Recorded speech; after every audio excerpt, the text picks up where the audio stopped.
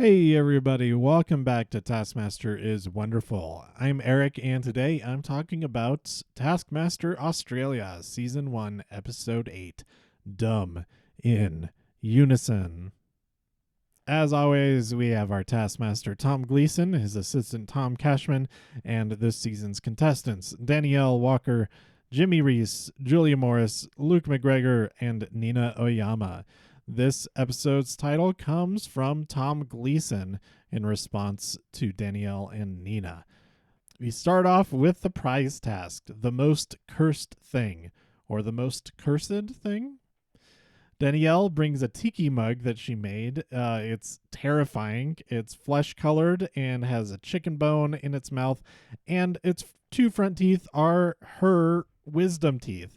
It's disgusting. She posted a video of the making of it on Instagram, and there's like hair all over it as well. It's pretty gross. Luke brought in a cursed close-up photo of himself. It's a really unflattering photo, and Tom Gleeson just relishes the opportunity to give it the maximum points available. Next, we had Nina. She had a rotten zucchini from her fridge. Pretty gross. Not necessarily cursed, though.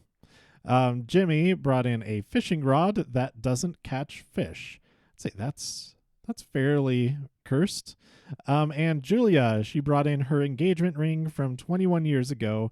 It broke, and then when she finally had it repaired, her marriage broke up. So it's pretty cursed, it would seem.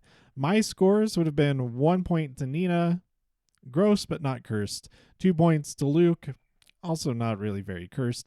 3 points to Jimmy. That's a legitimate claim to having a cursed fishing rod. 4 points to Julia. That's a pretty good argument for a cursed engagement ring. And 5 points to Danielle. That thing is awful. But the Taskmaster, Tom Gleeson, disagreed.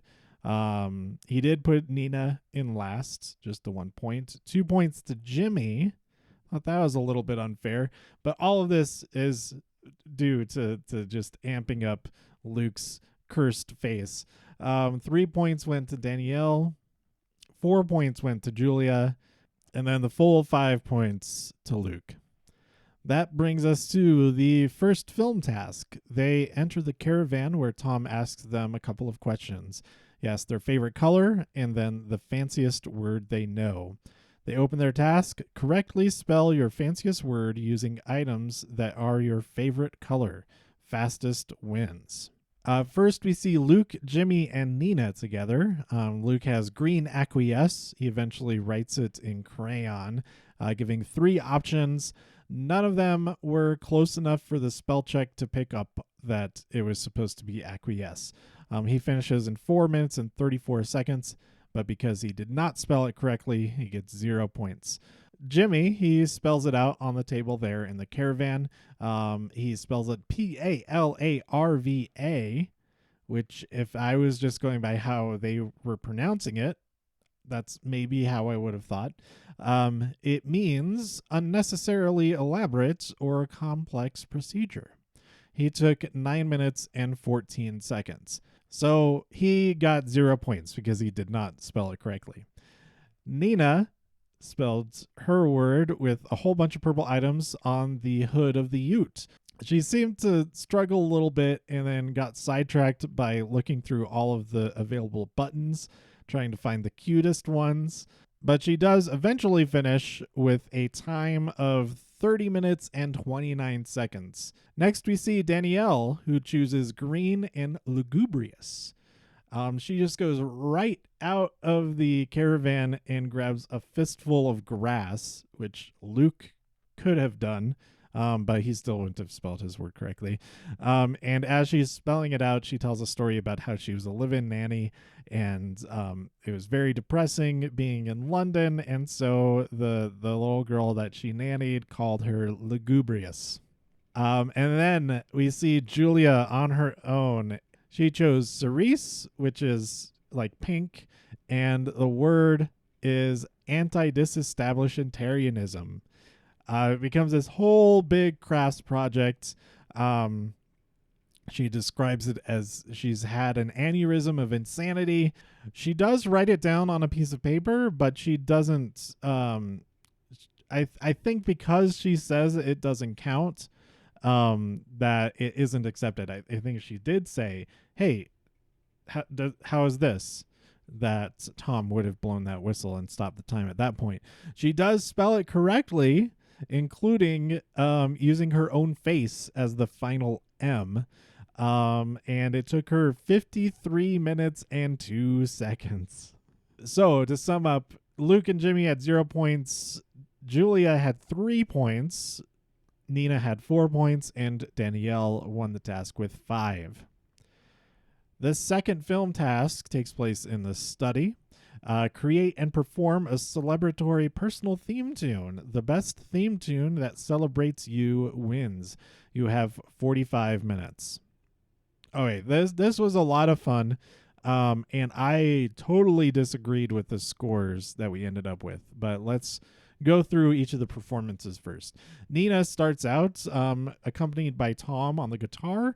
She celebrates how brave she is and plays a big recorder solo. I just saw her on Would I Lie to You, where she told a story about having played the bassoon and then forgotten how to play over the summer. And then here on Taskmaster, she tells about how she used to be in a recorder quartet until they kicked her out. I really liked her performance. The recorder solo was great. I thought the whole thing showed the most overall musical ability, and also the theme tune was very celebratory of her braveness. So I had her in first place with 5 points. Luke, he had Tom there on piano. He was playing guitar, but there's some weird auto-tune manipulation editing stuff, so you couldn't really hear the guitar, and his voice was very strange. But his lyrics were about how he has visited Perth twice, how he's against nuclear war, and he supports renewable energy, and that he rules. So it was a decent song lyrically. So I gave Luke 2 points for his song. Julia, of course, she ends up sitting up on that table. She sings a sort of hoedown, slapping away at the insides of her thighs and celebrating that she is single.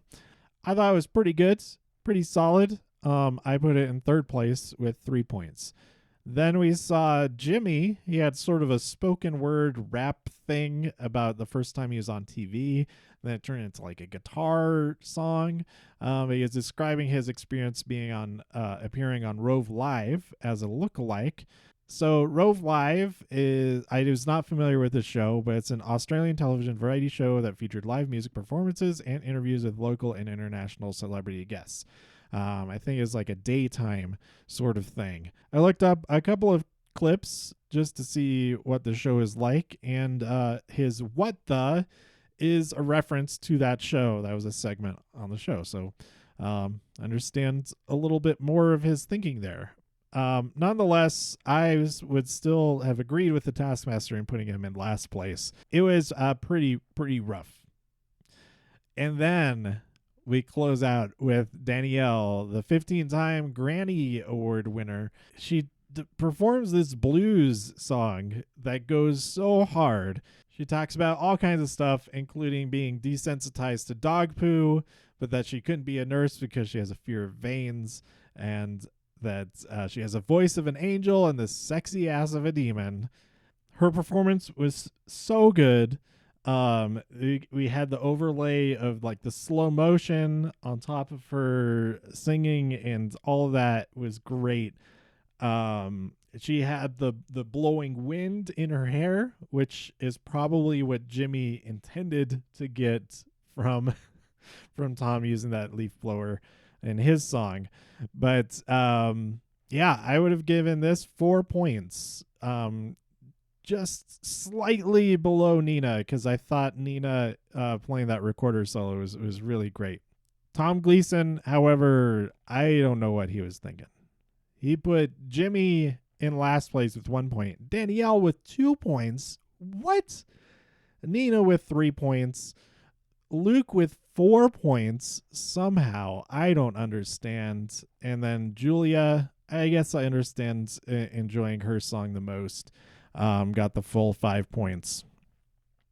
Totally different from what I thought should have been scored. Then we had filmed task number 3. They enter the balcony. On the canvas below, paint an accurate map of Australia. The canvas must not leave the ground. You must paint from the balcony. Most accurate map wins. You have 13 minutes. So we see Luke, Julia, and Jimmy first. Luke asks Tom to move the canvas around for him, and it turns out pretty good. That was a really great approach. Julia starts by painting New Zealand, and then just keeps adding more and more paint. Ends up a pretty big mess. She says, "Girt the living daylights out of it," and I didn't understand what that meant. But girt is to bind or encircle, and it's referring to the sea around Australia, and it's in the national anthem of Australia. Our home is girt by sea.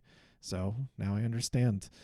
Jimmy at one point tries to tie an oar to a rope and use that as a brush by just hanging it down. It does not work at all.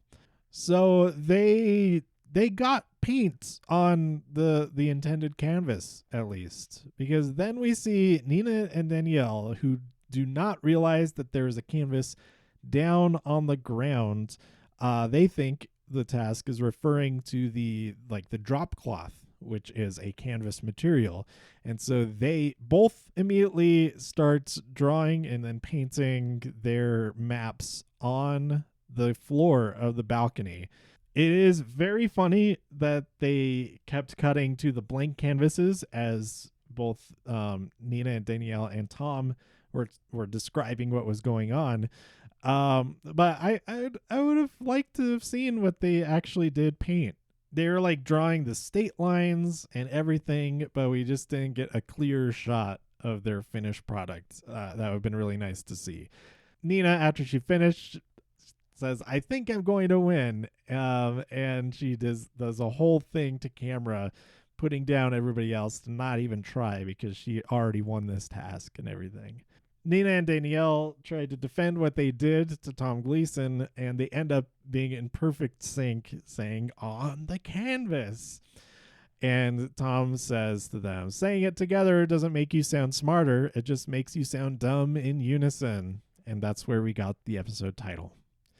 So the scores ended up 1 point to Nina and Danielle, 3 points to Jimmy, 4 points to Julia, and 5 points to Luke. I totally agree with that. Julia did have some semblance of structure of a map, but Jimmy's was just a big mess. But hey, at least he got the paint on the canvas. That brings us to the live task. They are asked to each choose a suitcase to sit next to. They will open their suitcase and use its contents to transform their face into an Australian icon. The case must stay up until they are asked to reveal their face. They have 100 seconds. The best transformation wins. So Julia has a bunch of fruit. Luke has a bunch of stationery items, pens, post notes, binder clips. Nina has pasta. Jimmy has a makeup kit, and he struggles so hard with it. Danielle has a bunch of art supplies. So Danielle, she reveals that she is the big pineapple, which I learned is a tourist attraction. It's literally that gigantic pineapple structure in Sunshine Coast, Queensland. Luke drew a bunch of stripes on the post-it notes and became a Tasmanian tiger. Jimmy barely got any makeup on his face and claimed to be Dame Edna Everage, with the catchphrase "Hello Possums" being the main indicator that that's who he is supposed to be. Nina, she kind of copied Danielle and said she was the big banana, but she was pretty much just holding up a bunch of pasta against her face. Did not resemble a banana at all. The Big Banana is an amusement park in Coffs Harbour, New South Wales. And then we saw Julia, who had the fruit all over her face and also exclaimed, "Hello, possums," to also be Dame Edna Everage. I did not know who that is. Dame Edna Everage, often simply known as Dame Edna, is a character created and performed by Australian comedian Barry Humphries. She is known for her lilac-colored hair, cat-eye glasses, her favorite flower, the gladiolas, and her boisterous greeting, "Hello, possums." So my scores were pretty close to Tom Gleeson's. He scored Jimmy 1 point, Nina 2, 3 to Danielle, 4 to Luke, and 5 to Julia. I would have just flipped Danielle and Luke because I thought her use of her hair as the top of the pineapple was really good. And otherwise they were pretty neck and neck with the different markings on their face. And so the final scores were Jimmy with 7 points, Nina with 11, Danielle with 14 points, Luke with 18 points, and Julia gets all of the cursed items with 21 points. Overall, this episode was a lot of fun. Tons of creativity on display, or not on display. I think my favorite part was when Tom was just looking over the balcony at the blank canvas as Danielle was working so hard on her map. And it really reminded me of the Rose password task when Tom leans towards Danielle and said, "You have 2 of 26 to go." Really hinting at what she was missing out on. By just looking directly over the rails at the canvas and Danielle totally missing it. So let me know what you thought of this episode. We only have 2 more to go. You can find me on Twitter, Instagram, Facebook, and TikTok at TIW Podcast. Go to TIWpodcast.com for more episodes. If you like this episode or anything else on the site, make sure you subscribe on iTunes, Spotify, Amazon Music, Audible, or your podcatcher of choice. And I'll see you next time here on Taskmaster is Wonderful. Bye.